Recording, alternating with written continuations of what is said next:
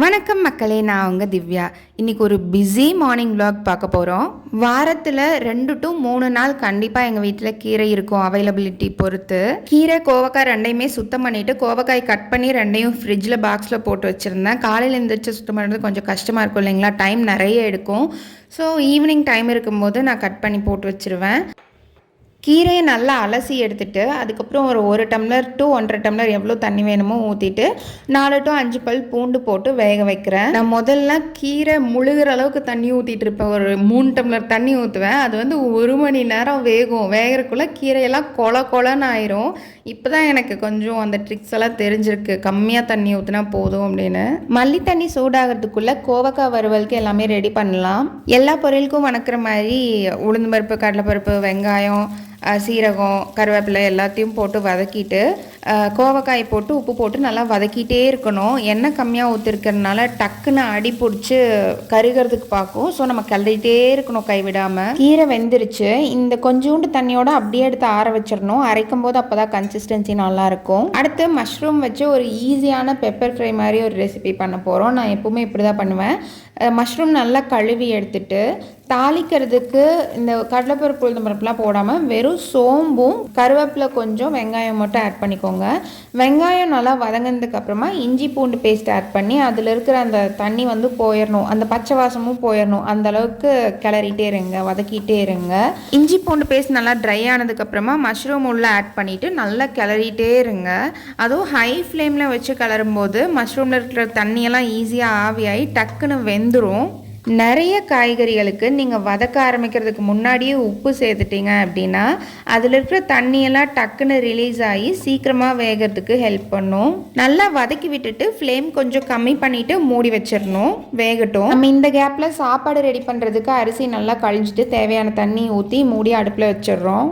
இப்போ மஷ்ரூமில் இருக்கிற தண்ணியெல்லாம் ஓரளவுக்கு வற்றி முக்கால்வாசி வெந்துருச்சு. இப்போ ஒரு 1/4 ஸ்பூன் மஞ்சத்தூள், 1/4 ஸ்பூன் சீரகத்தூள், 1/2 ஸ்பூன் மல்லித்தூள், 1/2 ஸ்பூனுக்கு மேலே மிளகுத்தூள் யூஸ் பண்ணிக்கிறோம். உங்கள் காரத்துக்கு ஏற்ற மாதிரி நீங்கள் அதிகமாகவோ குறைக்கவோ பண்ணிக்கோங்க. அப்புறம் ஒரு 2 மினிட்ஸ் மூடி வச்சு அதில் இருக்கிற தண்ணியெல்லாம் சுத்தமாகவே போக வரைக்கும் வேக வைக்கிறோம். அதுக்கப்புறம் மஷ்ரூம் வெந்துருந்துச்சுன்னா நீங்கள் அப்படியே ஆஃப் பண்ணிடலாம், அவ்வளோதான். இல்லை எனக்கு வேகலை அப்படின்னா ஒரு 1/4 டம்ளர் கம்மியாக தண்ணி ஊற்றி வேக வைங்க. எனக்கு இன்னும் கொஞ்சம் வேக வேண்டியது இருந்தது. நான் மல்லி தண்ணி குடிக்கலான்னு ஊற்றி வைக்கும் போது எங்கள் ஆள் முடிச்சிருச்சு. சொல்ல குட்டி ஹகி ஹகி ஹகி ஹகி. அப்போ எங்கடா தூங்கிட்டு போச்சு. ஊற்றின தண்ணியெல்லாம் வற்றும் போதே மஷ்ரூம் வெந்துருச்சு. ஆஃப் பண்ணியாச்சு, அவ்வளோதான். என்னடா பூண்டு 1/2 கிலோ. நான் இந்த ஸ்டிக்கர் ஒட்டி லிஸ்ட் போட்டதை பார்த்துட்டு இவ்வளோ ஒரு ஸ்டிக்கர் வாங்கி ஒட்டிட்டு அவளுக்கு என்னென்ன பொருட்கள்லாம் தெரியுதோ அதெல்லாம் எவ்வளோ கிலோ எவ்வளோ லிட்டர்னு கேட்டுட்ருப்பா. சம்டைம்ஸ் இந்த பொருட்கள்லாம் இவளுக்கு தெரியுதான்னு கூட நமக்கு ஆச்சரியமாக இருக்கும். இஞ்சி 100 கிராம். நான் வேலை செஞ்சுட்டு இருக்கும்போது அவளுக்கும் செய்யறதுக்கு ஒரு வேலை இருக்கணும், இல்லைன்னா என்னை எடுத்துக்க சொல்லுவா. எடுத்துட்டுலாம் என்னால் குக் பண்ண முடியாது. ஸோ ஏதாவது இந்த மாதிரி உனக்கு கொடுத்துட்டோன்னா அவள் பாட்டுக்கு தொந்தரவு பண்ண மாட்டா. அப்புறம் சௌச்சோ ஒரு 3.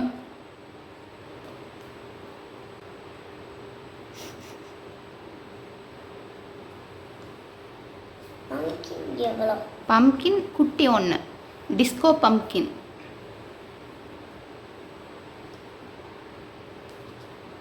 அச்சுக்கா ஐயோ. நம்ம கீரை வேக வச்சோம் இல்லைங்களா, அதை கடையிறதுக்கு முன்னாடி நம்ம தாளிக்கணும். தாளிக்கிறதுக்கு நான் நிறைய உளுந்து பருப்பு போடுவேன். ஒரு 1/4 ஸ்பூன் மல்லி, 1/4 ஸ்பூன் சீரகம், காரத்துக்கு ஏற்ற மாதிரி மிளகாய், கருவேப்பிலை கொஞ்சம், ஒரு 10-15 சின்ன வெங்காயம் போட்டு ஓரளவுக்கு வதங்கினதுக்கு அப்புறமா பெருங்காயம் ஒரு பிஞ்ச் ஆட் பண்ணிட்டு நல்லா வதக்கிட்டு எடுத்து ஆற வச்சிடலாம். அம்மா தாளிக்கிறதுக்கு இந்த உளுந்தெல்லாம் போட மாட்டாங்க, சின்ன வெங்காயம் பச்சையாகவே போட்டு அரைப்பாங்க. பட் எனக்கு அதை விட இந்த மெத்தட் பிடிக்குங்கிறனால நான் இதை ஃபாலோ பண்ணிட்டேன்.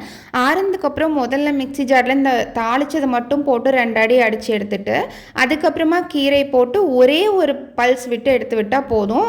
கீரை வந்து நம்ம கடைஞ்சாச்சு, அவ்வளோதான். நான் கீரை வேகிறப்போ உப்பு போடலைங்கிறதுனால அரைக்கிறதுக்கு முன்னாடி போட்டுட்டேன். இனியாக்கு 2 தோசை கொடுத்துட்டு அவள் சாப்பிட்ற கேப்பில் நம்ம லஞ்ச் பேக் பண்ண வந்தாச்சு.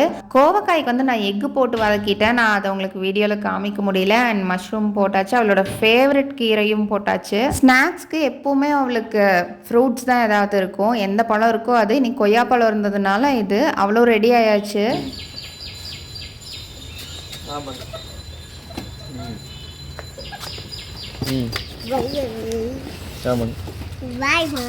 பாய் தங்கம்.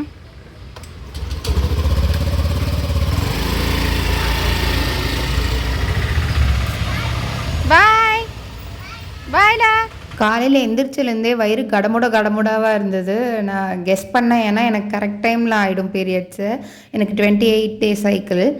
இன்னைக்கு கரெக்டாக 29th டே ஆயாச்சு. நான் வந்து பேட் யூஸ் பண்ணதுக்கு இப்போ கப் யூஸ் பண்ணுறது எவ்வளவோ பெட்டராக இருக்குது. எனக்கு பிளட்டோட ஸ்மெல்லே ஆகாது, ஒரு மாதிரி வாந்தி வர மாதிரியே இருக்கும். இப்போ அந்த ஸ்மெல்லெல்லாம் எதுவுமே இல்லாமல் என்னால் யூரினேட் பண்ணலாம் முடியுது. நான் கண்டிப்பாக தனியாக ஒரு வீடியோ போடுறேன், எப்படி மென்ஸ்ட்ரல் கப் யூஸ் பண்ணுறது, முதல்ல எவ்வளோ பயமாக இருந்துச்சு, அதுக்கப்புறம் எவ்வளோ கம்ஃபர்டபுளாக இருக்குது எல்லாமே. கண்டிப்பாக நிறைய பேர்த்துக்கு யூஸ்ஃபுல்லாக இருக்கும்னு நினைக்கிறேன். அப்பப்போ கீரைக்காரர் வருவார், அவர்கிட்ட முருங்கைக்கீரை நல்லா ஃப்ரெஷ்ஷாக இருந்தது வாங்கிட்டு வந்தேன். இன்னைக்கு சுத்தம் பண்ணி வச்சுட்டா நாளானிக்கு யூஸ் பண்ணிக்கலாம். பழைய சாப்பாடு கொஞ்சம் இருந்தது, நல்லா தயிர் ஊற்றி கரைச்சிட்டு மஷ்ரூம் தொட்டுக்கிறதுக்கு வச்சு சூப்பராக சாப்பிட்டுட்டேன். என்னோட தம்பியும் மாமியாரும் ஊர்லேருந்து கிளம்பி வராங்க. இன்னைக்கு செவ்வாய்க்கிழமை அப்படிங்கிறதுனால மாமியார் நான்வெஜ் சாப்பிட மாட்டாங்க.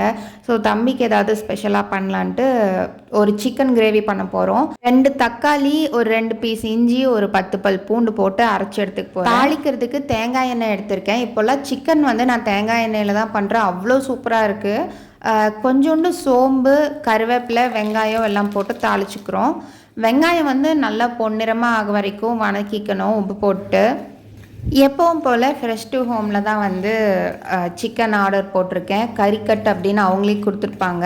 அதை ஆர்டர் பண்ணிட்டோன்னா ஓரளவுக்கு கிரேவிக்கு போடுற அளவுக்கு அவங்களே வெட்டியிருப்பாங்க. அதேமாரி பெரிய பெரிய பீஸா இருந்துச்சுன்னா நம்ம அதை கட் பண்ணிக்கலாம்.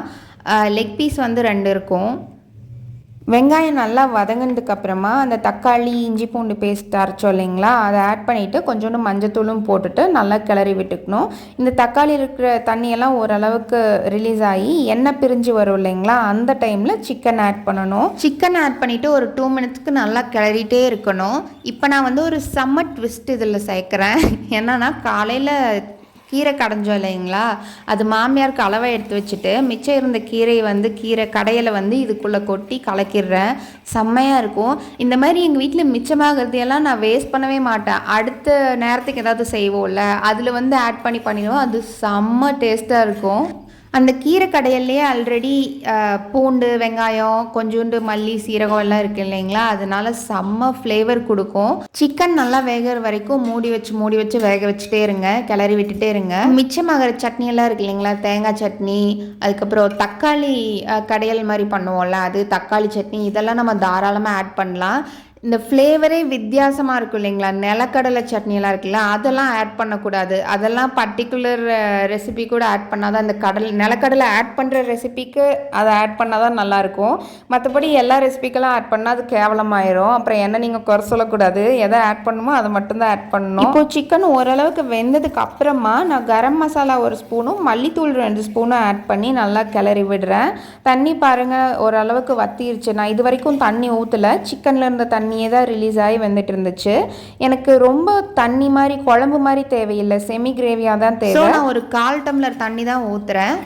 சிக்கன் இன்னும் ஒரு 5% வெந்தால் போதும், அதனால் நான் கம்மியாக தண்ணி ஊற்றுறேன். உங்களுக்கு கொஞ்சம் நேரம் வேகணும்னா கொஞ்சம் நிறைய தண்ணி ஊற்றி வேக வச்சுக்கோங்க. அவ்வளோதான், ரெடி ஆயிடுச்சு. இதில் கடைசியாக ஒரு ஃபைனல் டச் பண்ண போகிறோம். தனியாக ஒரு பாத்திரத்தில் நெய் 2 ஸ்பூன் ஊற்றிட்டு ஒரு கை நிறைய கருவேப்பிலை, நான் அந்த கிளிப்பு வந்து எனக்கு மிஸ் ஆயிடுச்சுங்க, எனக்கு ரொம்ப வருத்தமாயிடுச்சு.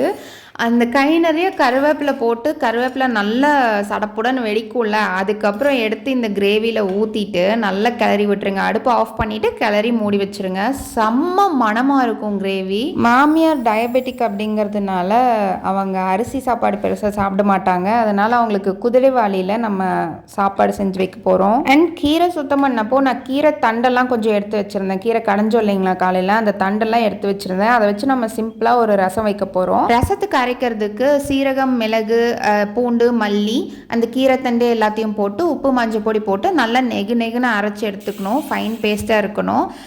கொஞ்சோண்டு எண்ணெய் ஊற்றி கருவேப்பிலை மட்டும் போட்டு தாளிச்சிட்டு அந்த நம்ம அரைச்சி வச்ச பேஸ்ட் இருக்கு இல்லைங்களா, அதை போட்டுட்டு பெருங்காயம் கொஞ்சம் போட்டு அந்த பேஸ்ட்டில் இருக்கிற தண்ணி கொஞ்சம் அந்த பச்சை வாசம் போகணும், அந்த அளவுக்கு நல்லா வதக்கிட்டு எவ்வளோ தண்ணி வேணுமோ ஊற்றி கொதிக்க வச்சுருங்க. அவ்வளோதான், ரசம் ரெடி.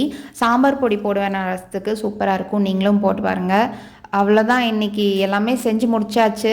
சிங்கில் உள்ளே வெளியே அப்படின்னு பாத்திரம் லைனாக அப்படியே அடுக்கி வச்சுருக்கேன். அவங்க வர்றதுக்குள்ளே எல்லாத்தையும் கழுவி எடுத்து அடுக்கி வச்சுட்டு நான் போய் குளிச்சுட்டு வந்து சாப்பிட்ணும். எனக்கு இப்போவே லேசாக வயிறு சுறுசுறுங்குது. சாப்பிட்டு முடிக்கும் போது அவங்க வந்துடுவாங்கன்னு நினைக்கிறேன்.